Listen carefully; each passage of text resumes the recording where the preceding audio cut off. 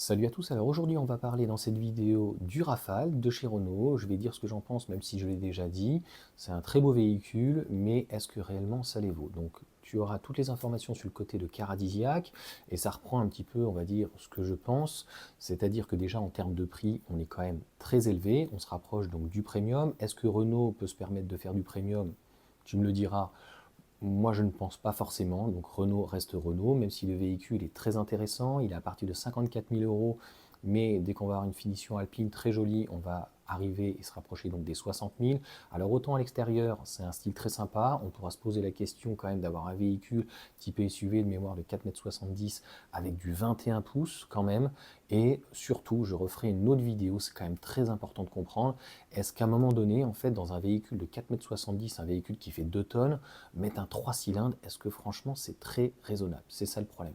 Donc un 1,2 litre, certains vont dire oui, mais il a été revu entièrement, et c'est pas le 1,2 litre TCE du 4 cylindres ou quoi que ce soit. Peu importe qu'il fasse même 130, 150, 200 chevaux, et qu'il soit relayé avec une hybridation ou quoi que ce soit, ça va être quand même compliqué. On y reviendra dessus donc, dans cette vidéo, mais donc par rapport à la finition alpine, à l'intérieur, pour la vue notamment dans le scénic, ça fait très bleu. Donc autant à l'extérieur, ce bleu est très joli, on le voit sur l'R5, on a un bleu plutôt Williams, mais à l'intérieur, ce bleu qui fait un peu pisseux, je trouve que ça ne rend pas, en tout cas, très très bien. Cela étant dit, donc sur la partie esthétique, sur la partie motorisation, on a un véhicule d'ensemble qui tient très bien la route, mais il y a quand même donc quelques remarques, donc comme je l'ai dit au niveau du rapport prix. On pourrait le comparer donc à un 3008 qui est lui aussi tout aussi coupé, qui va être tout aussi long. Par contre, en hybride rechargeable, le 3008, lui, cette fois-ci, parce qu'à chaque fois que c'était en hybride rechargeable, essence ou diesel, c'était des 4 roues motrices, ils ont privilégié donc la traction. Je trouve même que le 3008 est beaucoup plus intéressant, puisque de mémoire, il est entre 43 000 et 45 000 euros, on peut peut-être monter à 47 sur une version GT, c'est-à-dire qu'on a 10 000 euros d'écart. Est-ce qu'un véhicule qui ferait 300 chevaux, l'autre qui fait 190, certes en 4 roues motrices, 6 secondes 4, mais bon, 6 secondes 4, quand on a la batterie pour pouvoir la recharger et avoir donc les 160 chevaux de la partie électrifiée, est-ce que réellement est-ce que ça les vaut? À un moment donné, je pense que quand on veut un véhicule plus sportif, on va peut-être ni chez Peugeot, ni chez Renault, ou en tout cas une gamme peut-être RS, mais là, ce n'est pas le cas. Donc, 10 000 euros d'écart, surtout que le THP, petite parenthèse quand même sur le 3008, je le connais très bien, c'est un véhicule que j'ai eu donc en 2009, il a été quand même vachement corrigé depuis qu'il fait 165 chevaux, il y a eu énormément d'améliorations, il n'y a plus normalement de problème de chaîne, il y a voilà tout ce qui est pompe, turbo, etc., etc. Enfin, il y a eu énormément d'améliorations, surtout que là on est sur un 1,6 litre THP, 4 cylindres, 150 chevaux. Donc c'est extrêmement fiable, c'est ni les 180 ni les 270 qu'on peut retrouver dans des véhicules limite de course. Donc j'ai envie de te dire pratiquement increvable, mais on revient au problème donc inhérent des véhicules hybrides et surtout hybrides rechargeables.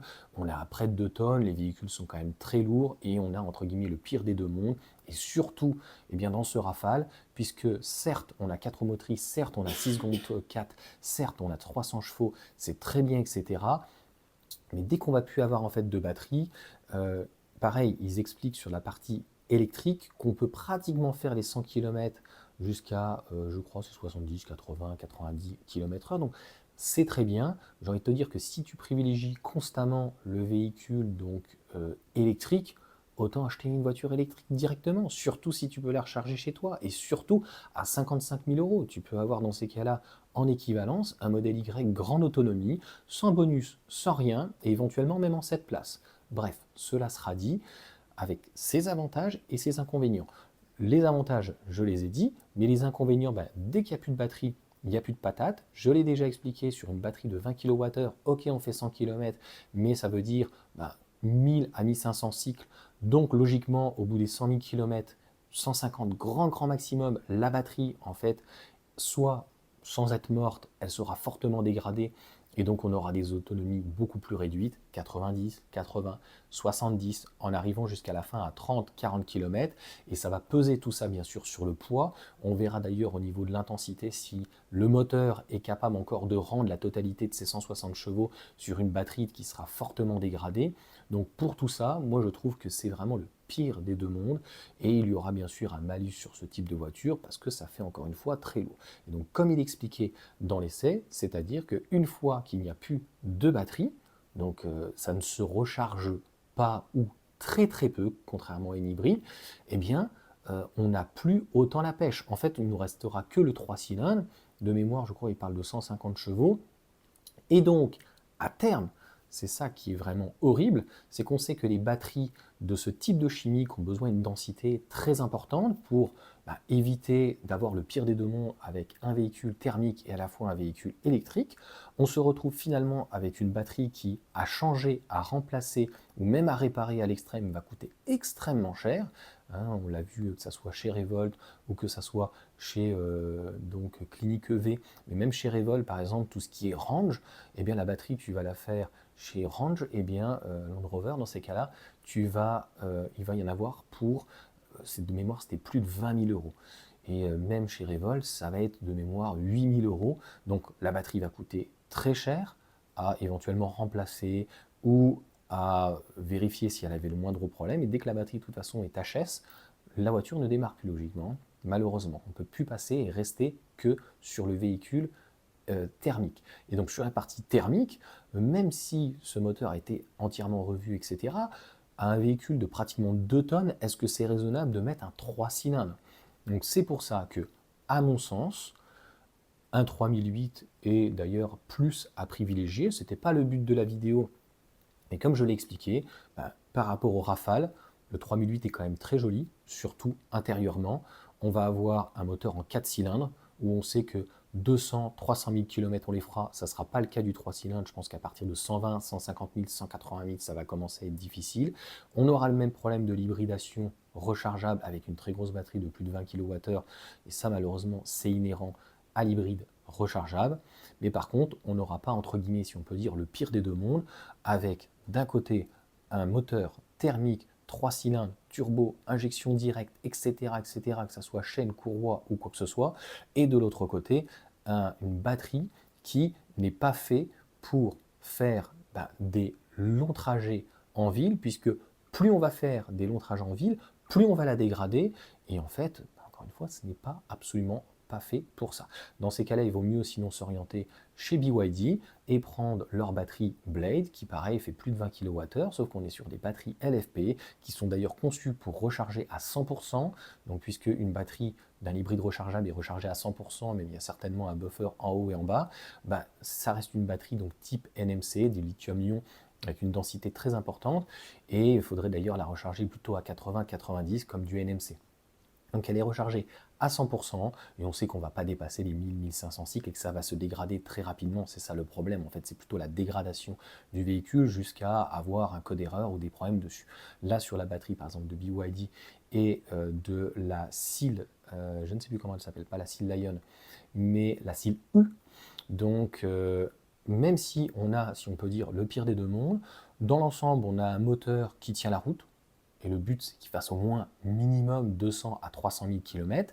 Et de l'autre côté, on a la partie batterie qui, même si elle est rechargée à 100% et on ne fera peut-être pas 6000 cycles, mais si on en fait au moins 3000, franchement, avec très peu de dégradation, parce qu'on sait que les batteries LFP ont tendance à se dégrader dès le début, mais si on ne fait plus 100 km, mais qu'on en fait 80, et qu'on est obligé donc de faire un petit peu plus de cycles, parce qu'on aura moins d'autonomie dans le temps d'ici 2-3 ans et les 100 000 km, eh bien franchement 3000 cycles, même avec 80 ou un peu plus de 80 km, ça veut dire que les 300 000 km, on les fera absolument sans problème.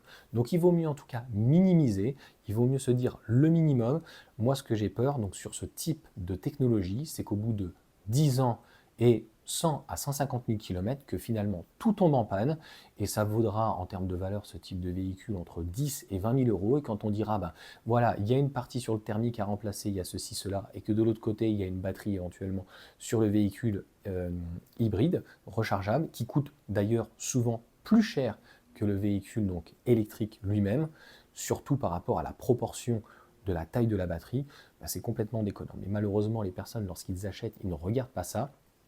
Eux, tout ce qu'ils voient, c'est la partie soi-disant agrément de conduite, sauf qu'une hybride, et même une hybride rechargeable, ça reste un véhicule thermique adapté, et avec donc les deux technologies en même temps, et on ne peut pas avoir la même régénération, on ne peut pas avoir un système donc de one pedal, et on se retrouve donc avec une boîte automatique souvent qui est beaucoup plus compliquée, beaucoup plus complexe, et on le voit même sur les micro-hybrides de chez Stellantis, enfin c'est pas compliqué à comprendre.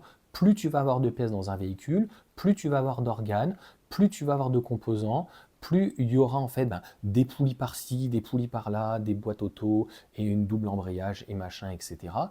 Plus il y aura de risques que ça tombe en panne et que ça coûte cher. Voilà pour cette vidéo. Donc ce véhicule, il est très beau, il est très bien. Les gens qui auront les moyens pourront se le payer donc en neuf, mais alors en occasion, honnêtement, j'irai pas me risquer, surtout et d'autant plus que chez Renault, la garantie elle est que de 2 ans. Sur la batterie, je ne sais pas, sur l'électrique c'est 8 ans et 160 000 de mémoire, mais je ne pense pas que le véhicule soit garanti dans ces proportions. Encore une fois, je trouve que Peugeot est plus raisonnable, même si c'est pas 4 roues motrices, il y a leur garantie de 8 ans, qui est étendue normalement pas que aux véhicules électriques, si je ne dis pas de bêtises. Si je dis une bêtise là-dessus, n'hésitez pas à me mettre un commentaire et puis je l'épinglerai. Mais je pense que les personnes qui achètent ce type de véhicule, ce n'est pas forcément des gens qui cherchent des performances et qu'on soit à 8, 9 secondes ou 6 secondes et qu'on soit à la limite en 4 roues motrices ou en traction. Eh bien concrètement, je ne pense pas que ça change grand-chose dans la mesure où ça reste des véhicules très lourds. D'ailleurs 6 secondes 4 c'est plutôt pas mal. Renault, on voit bien qu'ils essayent de monter sur le haut de gamme, même chez Dacia, et j'ai l'impression qu'ils montent tellement sur le haut de gamme à tous les niveaux, même chez Dacia, qu'ils vont perdre en fait certaines de leur clientèle, parce que mettre 60 000 euros dans ce véhicule, et tu verras, et j'en ai parlé d'ailleurs à Hugues, puisqu'il avait un ami qui cherchait, donc soit éventuellement un diesel Volvo, je lui ai dit non, mais même d'occasion, un Volvo, mais même un diesel, on évite, parce que surtout quand on fait des grands trajets, eh bien, il va y avoir les grands paris, il va y avoir Lyon, il va y avoir les grandes agglomérations, et dès qu'on traverse de toute façon sur l'autoroute des grandes villes, on ne pourra plus avec les aides-feux, etc., ça sera très compliqué. Donc éventuellement, au minimum, on prend une hybride, ou au pire des cas, une hybride rechargeable, mais un Rafale, pour moi, ça reste une Renault et ça va décoter énormément quand on voit la Mégane, quand on voit toutes les Renault très souvent, elles chutent d'un coup. Donc ça pourrait être intéressant de récupérer ce type de véhicule d'occasion, mais attention au kilométrage, il faudra bien vérifier l'état de la batterie, sa dégradation et puis aussi le 3 cylindres. Encore une fois, le 3 cylindres, ce n'est pas fait pour des petits véhicules comme ça. En fait, ce n'est pas prévu pour entraîner autant de poids. Mais ça, on y reparlera dans une autre vidéo puisque j'avais récupéré un sujet, un article qui était très intéressant. Est-ce qu'un 3 cylindres a sa place dans ce type de véhicule? Pour moi, la réponse est non. Allez, sur ce, ciao à tous.